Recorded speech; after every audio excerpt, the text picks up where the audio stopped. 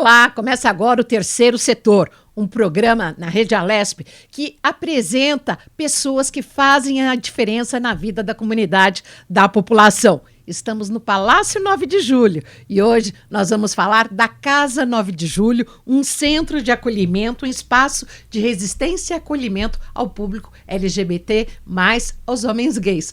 E temos aqui a participação do gerente da Casa 9 de Julho, Tony Nicásio. Muito obrigada pela sua participação. Olá, gente. Olá, Renata. Muito obrigado você pelo convite. Eu acho que vai ser um bate-papo muito importante, muito rico, falar sobre esse equipamento social de extrema importância para a cidade de São Paulo. É um equipamento que fica bem pertinho, acho que não mais do que 2 quilômetros aqui. Eu vim a pé, 12 minutinhos caminhando. Como é que surgiu a Casa 9 de Julho? Conta pra gente. Vamos lá. A Casa 9 de Julho foi um projeto de 5 anos atrás, né, que a gente batalhou bastante com a Secretaria de Assistência Social e Desenvolvimento. E depois de muito tempo, muita discussão, muita política pública para o recorte gay, a gente consegue entrar na rede hoteleira, né, da assistência social, e a gente faz a inauguração no dia 31 de maio de 2023, né, da Casa 9 de Julho. 2 anos, então? 2 anos, a gente completou 2 anos agora. Apesar de ter 2 anos, a gente considera ainda que está num processo de implantação. E qual que é o objetivo da casa? O acolhimento para o público gay. É sobre isso. O gay que está na rua, o gay que sofre homofobia dentro de casa, o gay que, de uma certa forma, teve uma vida estabilizada, mas caiu em decorrência às drogas, caiu em decorrência à pandemia, né? Então a gente faz o acolhimento para salvar a vida desses homens gays e também para recolocar eles no mercado de trabalho, numa vida autônoma. Vocês têm apoio do poder público? Sim, a Secretaria de Assistência Social e Desenvolvimento é o suporte, é a base desse projeto, né? E aí a gente sempre faz articulações externas com outros poderes públicos também, que é sempre importante, né? Eu acho que a gente faz o nosso trabalho técnico interno, mas também a ajuda externa ela é necessária. Fisicamente, o que é a Casa 9 de Julho? A Casa 9 de Julho é um casarão que fica na Avenida 9 de Julho, né? E que faz o acolhimento de 60 homens gays em situação de vulnerabilidade. Lá é composta por uma equipe técnica, eu, gerente, um assistente técnico, um assistente social, um psicólogo e 8 orientadores que trabalham 12 por 36. Por quê? Porque a casa não pode ficar sem nenhum profissional. Então, de madrugada, vai ter uma pessoa respondendo pelos 60 meninos lá dentro, tá? E lá, o nosso trabalho é o quê? Eu falo pra todo mundo que são fases. O homem gay chegou lá, independente da história dele, a gente vai olhar a documentação. Tá com a documentação em dia? RG, CPF, certidão de nascimento, título de eleitor, carteira de trabalho. É cidadão? É um cidadão. É a primeira coisa que a gente faz. Segundo, saúde. Saúde física e saúde mental. Como é que tá? Vamos analisar, vamos articular já a UBS, o CAPS, se for necessário. Conseguimos organizar essa parte da saúde? Escolaridade. Vamos terminar os estudos? Não vamos? Como que vai ser? Próximo passo, trabalho, né? Vamos articular um trabalho, vamos montar um currículo, vamos alimentar esse currículo, né? Enriquecer esse currículo. E por fim, a gente faz uma pequena psicologia financeira. O que é que a gente tá vendo aqui? É a sala de convivência. Esses são 2 meninos que subiram em cima do trio elétrico da Parada Gay, né? Representando a Casa 9 de Julho, o Caléu e o Guilherme. São pessoas que moram lá, né? Tem histórias muito impactantes. E a gente fez essa implantação dentro da parada do orgulho LGBT em cima do trio pra gente representar esse equipamento. Aqui vocês vão uma excursão cultural ao Museu do Ipiranga. Sempre. Porque também a gente não é só essa questão de voltar ao mercado de trabalho, mas sim também trazer cultura, trazer lazer.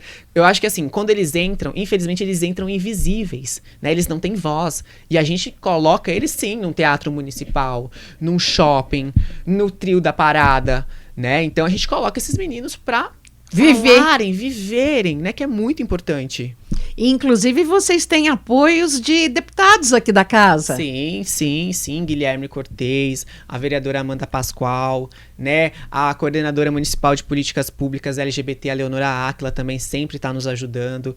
São pessoas influentes ali na casa que apoiam esse projeto. Agora, Tony, você falava então que quando a pessoa chega lá, se apresenta, pede uma vaga, é assim que funciona? Isso, na realidade não precisa ir diretamente lá. Nós temos os centros POPs, que isso aqui é o Centro de Referência à População de Rua, ou os CREAS, lá que é terceirizada as vagas para Casa 9 de Julho. Então se você... Não vai bater na porta. Não, porque eu não vou conseguir essa vaga. Se você tem interesse, está na rua, ou está sofrendo muita homofobia com seus pais, procure um Centro Pop, depois a gente pode até deixar aqui embaixo, Centro Pop ou CREAS Pinheiros, que lá eles vão ceder a vaga, né? Às vezes demora um pouquinho, porque tem uma demanda reprimida, né, que é uma fila de espera, mas em algum momento a vaga vai sair e você vai fazer parte da 9 de julho. E aí, chegando na 9 de julho, você falou que torna a pessoa um cidadão, regulariza toda a documentação, a questão da saúde, a questão da escolaridade, a questão do emprego. Mas e o teto? Vamos lá, e aí a gente faz o quê? A pessoa conseguiu um emprego, tá ganhando um salário, beleza, a gente vai fazer uma psicologia financeira nela, pra ela aprender a lidar com o dinheiro. Mas antes disso, na Casa 9 de Julho, vocês têm dormitórios, vocês conseguem acolher para que a pessoa passe lá, durma lá, viva lá? É um serviço 24 horas, lá ele vai dormir, tomar banho, almoçar, jantar, tomar um café da tarde. De forma contínua. É uma ele está casa instalado, que eles pode passar como endereço dele. Isso, pode passar como endereço, tá? A gente faz a declaração de endereço para eles, porque eles vão morar lá por 2 anos, tá? Então a gente tem 2 anos para fazer o trabalho técnico com os meninos, para que eles possam ter a saída autônoma. E aí, quando você começou a falar, eu interrompi, da questão do planejamento financeiro. Isso é muito importante, né? Porque eu acho que não adianta nada a gente colocar eles para voar, sendo que eles não sabem administrar o dinheiro. Inclusive, aqui na casa, na LESP, nós temos leis aprovadas que referenciam essa questão da educação financeira para as crianças. Isso é muito importante, porque eu percebo muito isso, né? Eles estão ganhando dinheirinho, às vezes alguns recebem o auxílio do Bolsa Família, mas como que está sendo gasto esse dinheiro? É na bebida? É na droga? Não. A gente precisa transformar essa realidade deles para eles conseguirem alugar um quartinho, alugar um apartamento, né? E em relação às bets, esses jogos viciantes, isso é um problema também que você vive na realidade? Sim. Muito, muito. A gente tem algumas pessoas lá que têm o vício em jogos, né? Eu acho que quando também a gente fala de homens gays, o vício na sexualidade, o vício na prostituição, mas eu acho que assim, falando abertamente, quando a gente pensa nessa população, infelizmente a gente tem que falar das drogas. Eu acho que esse é o nosso maior questão lá dentro, o uso das drogas, né? Como que a gente faz esse trabalho vinculado com a saúde, é óbvio, né? Então, eu acho que essa grande questão, acho que o nosso grande desafio é a questão das drogas. E se um morador da casa for pego usando droga dentro, o que acontece? Desligamento, né? Isso fica muito claro. Isso fica muito claro. A pessoa, ela direitos chega, e deveres. Com certeza. A pessoa, ela chega, já tem inúmeras regras. Horário de entrada, os horários do café da manhã, porque não é aleatoriamente, horário da televisão, né? E essas regrinhas, não pode drogas, não pode sexo lá dentro, né?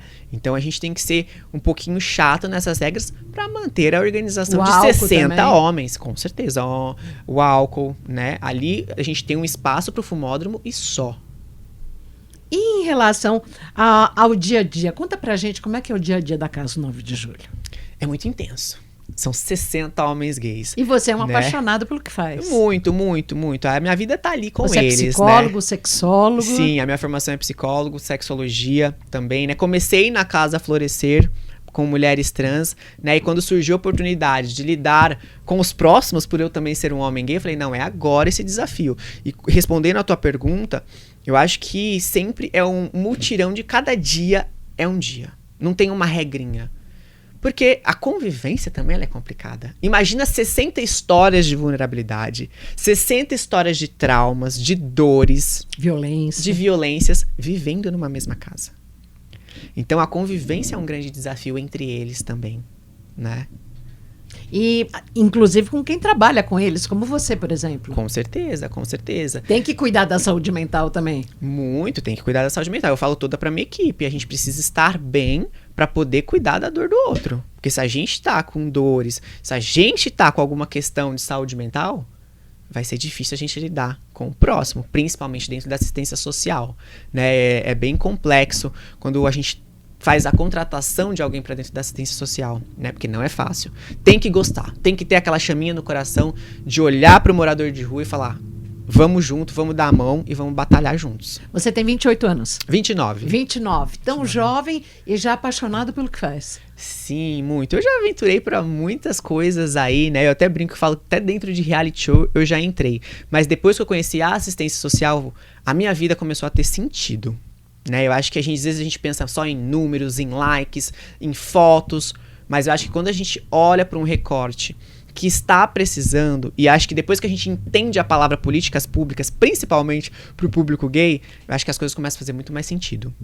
As pessoas, quando chegam lá, encaminhadas, a casa tem 2 anos, já teve gente que foi, entre aspas, já teve alta, ou que termo que vocês usam? Sim, saída qualificada. A gente usa saída qualificada. Sim, temos uma grande parcela aí de saídas qualificadas, outras nem tantas também, né? Outras preferem estar na rua, preferem viver nas drogas, preferem apenas é uma realidade, né? É uma realidade. Eu acho que existem mesclas e mesclas ali dentro, né?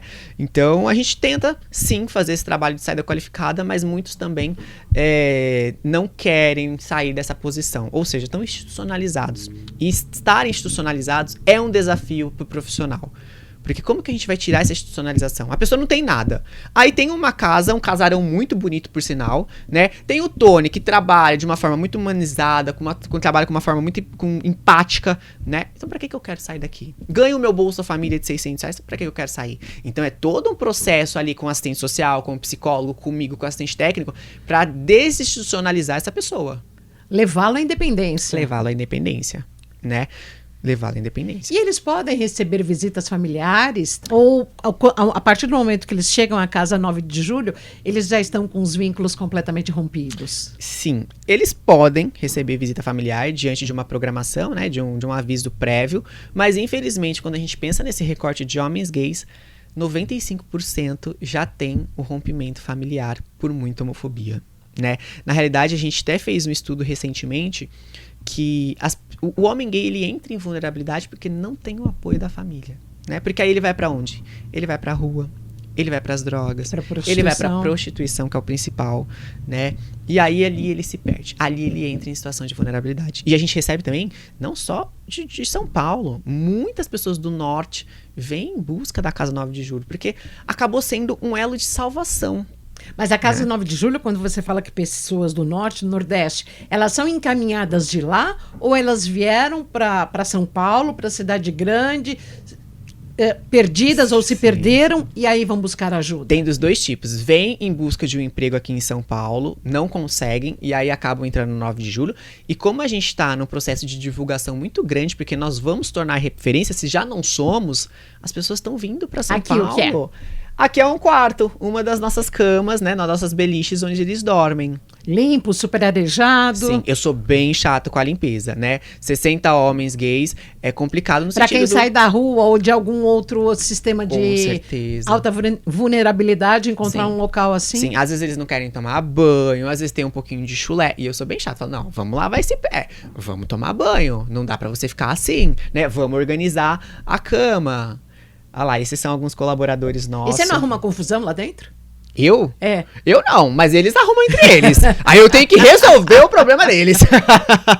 Confusão no sentido brincando. Não, tem que fazer isso, tem que fazer aquilo. Assim não, assim. Não, assim, tem uns que não gostam. Tony, não quero arrumar minha cama. Eu falei, mas tem que arrumar. Mas tem que arrumar a cama. Não quero tomar café tal hora. Vai que eu recebo a visita da secretária, eu tenho que manter a casa em ordem. Né? Então eu sou bem chato nessa questão da limpeza. Ou um deputado que vai até lá. Um deputado que vai até lá, né? Então eu sou bem chato. E eles me conhecem, eles sabem, eles gostam muito de mim, me respeitam muito, mas eles sabem que ali tem regras, porque senão vira bagunça. Com certeza. Senão vira bagunça.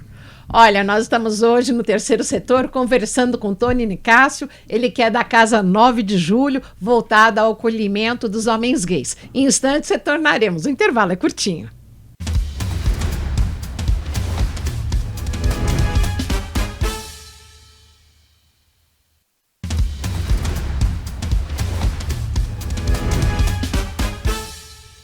Agora vamos continuar com o nosso bate-papo aqui no terceiro setor da Rede Alesp com Tony Nicásio, gerente da Casa 9 de Julho, uma casa de acolhimento a homens gays e que fica bem perto aqui da Assembleia Legislativa, na Avenida Brasil com a Avenida 9 de Julho.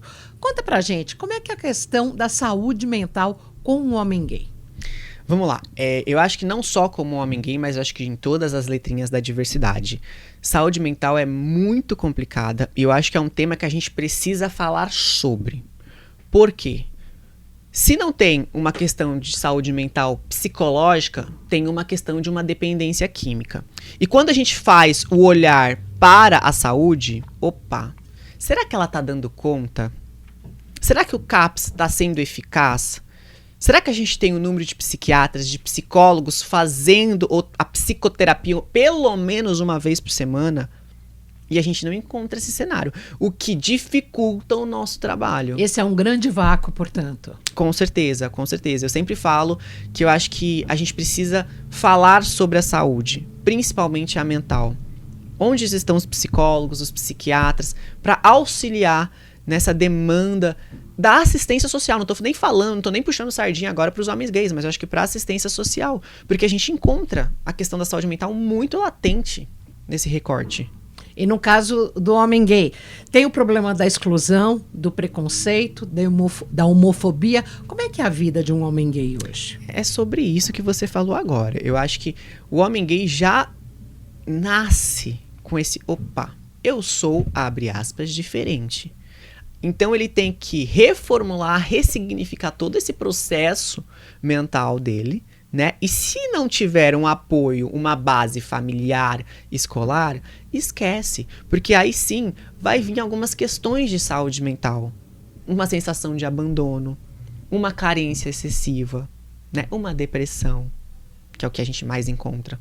Uma questão de ansiedade. Então é uma realidade que a gente vê muito nos homens gays. A porta aberta para as drogas, para o vício das bets ou mesmo para o álcool. Com certeza. E principalmente a prostituição. Porque quando eu sou um homem gay e sofro homofobia dentro de casa, o que eu mais quero? Sair de casa. Mas e o aquar? E o dinheirinho? Como que a gente faz? Mas eu não vou conseguir trabalhar. Talvez eu não tenha nem idade para isso. Eu vou para prostituição, que é um dinheiro rápido e fácil. Né? Mas dentro da prostituição se envereda de outros malefícios, como principalmente a droga. E em relação a essa questão da Casa 9 de Julho, a gente sabe que hoje em dia crianças, adolescentes sofrem muito preconceito, algumas famílias mais intransigentes acabam expulsando os filhos. Vocês pegam menores de idade? Não. Infelizmente não. E também não é porta aberta para esclarecer para você que está zapeando na TV, nos vendo no YouTube. A Casa 9 de Julho ela trabalha vinculada a outros centros, portanto não é uma porta aberta para atender e acolher homens gays. Sim, com certeza, com certeza. Na realidade a gente não faz o acolhimento de menores de 18 anos, né? E aí a gente acaba encaminhando para os SAICAS, né, que são para os menores de 18 anos, é um acolhimento, né, mais específico, a gente faz a partir dos 18, e quando a gente fala também desse recorte do preconceito, a gente tem que entender que é o primeiro centro de acolhida para os homens gays no Brasil, não existe. Vocês hoje são referência. A gente é referência, não existe outro centro de acolhida específico para o homem gay, existem da mescla da diversidade, lésbicas, gays, mulheres trans, mas específico nós somos os primeiros, né? Então, foi um boom em São Paulo. Tudo muito novo, né? E aí eu gosto sempre de citar também como foi difícil e árduo trazer na implantação os homens gays. Por quê? Se eu tô num centro de acolhida de homens héteros cis, né? Os famosos albergão, que não, a gente nem pode mais usar esse termo. Eu não vou falar que eu sou um homem gay no meio de 500 homens. Eu vou sofrer homofobia. Porque quando eles entram lá, você precisa ver. E te faço o convite. O brilho dos olhos. Tony, eu posso ser eu aqui. Eu posso tomar um banho em paz. Eu posso usar o meu cropped. Eu posso usar o meu shortinho rosa. Né? É lindo, até me arrepio de falar isso. Porque a gente veio realmente pra fazer a diferença. Né? E eu já vou até dar um gatilho que você vai me perguntar, que eu já sei. Mas, Tony, você não tá segregando? Né? Porque muita gente fala, Tony, mas você não tá segregando, colocando os homens gays lá? Não, não estamos. Porque é isso. Se eu se tem um outro centro de acolhida que não trabalha a sexualidade, eles vão ficar lá invisíveis, sem voz, sem ser eles, que é o principal. E voltando do começo, a pessoa chega, você pergunta se tem identidade, você dá um documento, pergunta da escolaridade, vamos atrás de uma vaga, a questão da saúde, que é fundamental, e depois o mercado de trabalho. Como é que é ao longo desses 2 anos?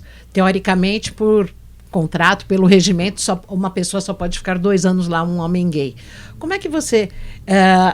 Você mesmo já disse que tem a realidade daqueles que não aceitam, mas tem aqueles que trilham e decolam. Como é que é isso? Eles voltam depois para dar um feedback? Voltam, eles ou sempre voltam para tomar um café. Voluntário, como é que é? Sim, muitos querem voltar para ser voluntários, para falar o histórico da passagem deles. Um reconhecimento, né? Um agradecimento. Com certeza, eles são muito gratos quando as pessoas saem de uma forma qualificada, né? Porque ali muda a vida, muda a história da pessoa. Ali a gente cria sonhos. Porque muitos, Renata, não têm sonhos. Chegam e falam, qual é o seu sonho? Eu não tenho. E é pesado a gente escutar, né? Porque é quando a pessoa fala que não tem sonhos. E lá a gente resgata os sonhos. Qual foi o sonho que você ouviu mais bonito que você viu se realizar? Ai, foram tantos. Mas eu acho que é dançar em cima de um palco. Foi de um homem gay que gostava muito de dançar.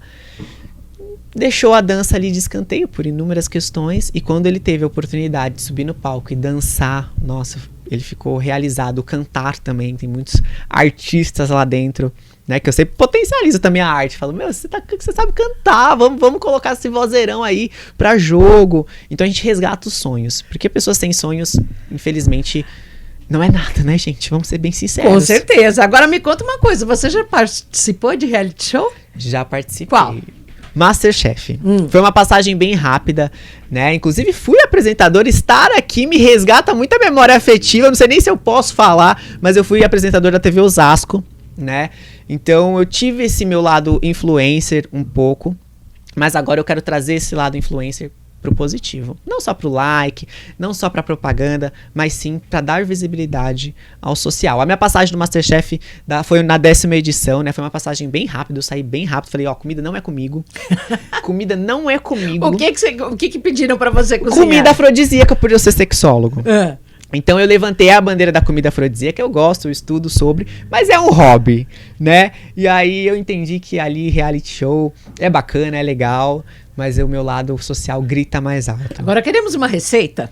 Salada afrodisíaca, que foi onde eu apresentei pro chefe Rodrigo, na época não era o Fogaça, né? Ele foi substituído rapidamente nessa temporada, que é uma saladinha de alface, rúcula, camarão, polvo, né? Figo, que é super afrodisíaco, né? Um crocantezinho de cacau. E assistam lá a minha participação. Gengibre também é bastante afrodisíaco. Gengibre, cúrcuma também acho. Cúrcuma, né? Ostra. Ostra é o master afrodisíaco que a gente tem hoje no Brasil. Precisa tomar muito cuidado onde compra, né? Não, pelo amor de Deus, gente, não vai em qualquer praia pra pegar uma ostra que não vai rolar, hein? Você vai passar mal. Uma amiga que é apaixonada. Tem que ser num lugar certinho, limpinho, organizado, que é bem complicado. E como é que é a rotina diária dos membros, das pessoas, dos homens gays acolhidos na Casa 9 de Julho? Então, tem inúmeras vertentes, né? Mas assim, tem o horário que desliga a luz, liga a luz. Então, regras, muitas regras, né? Questão de televisão, vai até 10 horas da noite. Depois das 10 não se liga mais. Né? Pode ser o canal que quiser. Pode ser o canal que quiser. Geralmente entra em comum acordo, né? Horário de entrada para 9 de julho é às 9 horas. A não ser que você tenha um trabalho, que você esteja estudando ou que você vai fazer um tratamento. Horário de entrada da noite. A porta fecha 9 da noite. A porta fecha 9 da noite. Okay. Se você não entra até 9 da noite, não entra mais. Quem faz o café da manhã? São eles próprios? Quem arruma a casa? Não, é tudo terceirizado da prefeitura, né? E o horário do café, do almoço, do jantar? Conta pra gente. Nós temos o horário do café que é 7h30, 7h30 da manhã até as 10. O horário do almoço, meio-dia até 1h30. Temos o café da tarde, que vai das 4 horas às 5. Jantar, das 6 até as 7h30. E a gente tem a ceia também, que é um chazinho com bolacha, para eles dormirem calmos, né? Que é 9 horas, das 9 às 10. E no final de semana, eles saem muito, viram a noite na balada e só voltam de manhã? Viram.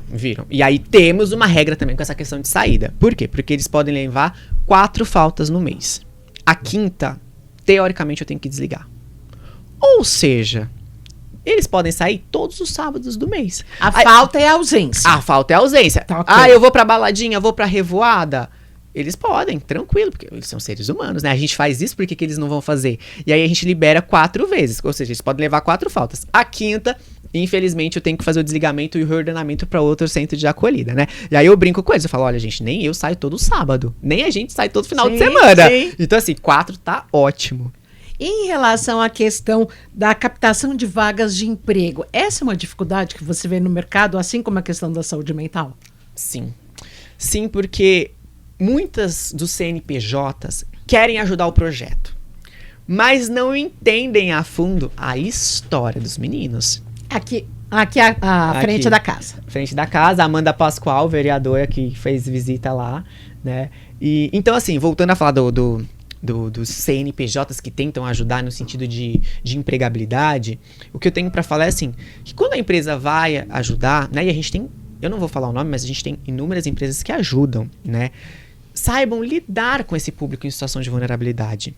Porque o que eles querem fazer? Pega o currículo, vamos ajudar. Ajudei a Casa 9 de Julho. Mas não é sobre isso, tem toda uma sensibilização por trás. Tanto o usuário com os profissionais, tanto os profissionais. Como que o gerente de tal loja vai lidar com uma pessoa em situação de vulnerabilidade? Você chega a ser convidado para conversar com funcionários de RHs, de empresas, para falar da questão da adaptação, assim como tem da adaptação desse público, do homem gay, dentro de uma instituição? Sim, com certeza. Inclusive, recentemente eu já conversei com Riachuelo, Carrefour, Zara, Silvia Designer também, que é uma grande parceira nossa, né? Para ajudar e auxiliar no processo de RH da colocação de um usuário, né? Porque também temos a questão do quê? Ex-egressos, o sistema penitenciário lá dentro. Como que a gente faz esse trabalho? Não é só naquela lanchonetezinha de esquina que ele tem que trabalhar. Não, são em grandes empresas, né? E essas empresas que eu citei são super parceiras nossas, que vão lá, ajudam, que entendem a realidade. Quando é um ex-egresso, a dificuldade é maior? Com certeza. E dá até dó. Porque às vezes eles passam todos os processos seletivos. Na hora de entregar a documentação, não quero mais. É uma questão a ser refletida. Aí você já sabe o porquê. Com certeza. E tem que trabalhar com eles, que com também certeza. Não deve ser a primeira vez que entregam um currículo. E aí como que fica também a cabecinha, né, desse usuário da casa? Que passa em todos. Só que chega na hora de entregar a documentação, é barrado. Né? Se cria uma expectativa. Então você aproveita aqui o terceiro setor para deixar uma chamada para as pessoas do mercado de trabalho para estarem mudando a chavinha, né? Sim, e eu acho que nem só o pessoal do mercado de trabalho, eu acho que pro público em geral. Às vezes as pessoas querem ajudar a 9 de julho, e bacana, a gente precisa sim dar ajuda de todo mundo. Mas além do projeto, tenta a longo prazo. E tenta entender que são 60 histórias. A melhor ajuda, sim, campanha de agasalho, recebo, verba, recebo. Mas sabe qual é a melhor? É você fazer uma roda de conversa e simplesmente escutar um deles, abraçar um deles. Isso faz uma grande diferença também. Para encerrar, agora a gente já está quase que no final do programa. Mas recentemente nós tivemos o ex-secretário da VIUIP, uma das maiores vozes no que diz respeito ao tratamento da AIDS, que há 30 anos vem trabalhando sobre isso. Ele diz que ele está muito preocupado porque hoje em dia não só homens gays, mas toda a população não dá mais atenção à questão do uso da camisinha, tem a questão do PrEP. Como é que vocês trabalham isso lá dentro? Então, a gente tem uma parceria muito forte com a rede de saúde de Pinheiros. Porque né? há doenças, desculpa já interrompendo, sim. Há doenças não apenas como a AIDS, mas outras que estão voltando e que estão muito mais fortes, que também podem matar, sim, né? Sífilis. Que hoje em dia, entre aspas, a AIDS não mata mais. A onda da sífilis está gigantesca, né? E a gente tem um grande suporte com a saúde em relação às ISTs, HIV, AIDS, né? A gente faz sensibilizações, rodas de conversas, palestras, mas eu vou trazer um recorte da nossa realidade, não posso maquiar aqui não. É complexo. O comprometimento deles usarem a PrEP, de usarem a camisinha. A gente sempre tem uma troca, porque a gente precisa falar de sexualidade. Eu sou sexólogo, então eu tenho que trazer essa realidade para eles. Eles têm multiparceiros numa tarde? Sim, e a gente disponibiliza camisinhas lá, mas infelizmente o uso ainda é pouco. E como é que você vê isso? É cultura, é hábito, é o quê? Eu acho que a gente tem que falar do hábito, a gente tem que falar de uma questão de saúde mental também. Eu vou bater nessa tecla da saúde mental. E não é porque eu sou psicólogo, gente, mas é porque eu vou bater nessa tecla. E também eu acho que é um trabalho árduo da assistência, do comprometimento, né? Do comprometimento. Porque às vezes a pessoa tá na rua. Por que eu vou usar camisinha? Pra que eu vou usar a PrEP? Né? Então é uma chavinha de um trabalho de sensibilização. Tony, para encerrar, gostaria que você desse os endereços dos Centros POPs e também do CREAS Pinheiros, que são as portas de entrada para a Hoje Casa, referência no atendimento e acolhimento aos homens gays. Vamos lá. O Centro Pop referência nossa é o Centro Pop Bela Vista, que fica no finalzinho da Rua Maria Paula, subindo um morrinho ali. Vocês vão saber onde é. E o CREAS Pinheiros fica na Rua Mourato Coelho, em Pinheiros. Não me recordo o número agora de cabeça, mas eu acho que só de vocês colocarem lá no Google CREAS Pinheiros, vocês já vão saber onde é. E quem quiser estar na 9 de julho, vão nesses lugares. Não me apareça lá, porque eu não vou acolher. Sua mensagem final. Eu acho que a gente está vivendo uma era complexa quando a gente fala de políticas públicas para o público LGBT. A gente precisa cada vez mais ter voz, batalhar, mostrar quem nós somos e principalmente os que estão invisibilizados, o que não tem voz. A gente precisa dar visibilidade para esse pessoal. Tony Nicásio, muito obrigado pela sua participação. Obrigado você, minha querida. Foi uma delícia. Passou tão rápido, gente. Voou. Volto mais vezes, hein? Quero receber mais convites. Por favor, pode voltar, já está convidado. Terceiro Setor hoje fica por aqui. Falamos da Casa 9 de Julho com Tony Nicásio, uma simpatia, sexólogo, psicólogo e gerente da Casa 9 de Julho. A você, obrigada pela audiência. Aqui, a Rede Alesp, audiência multiplataforma.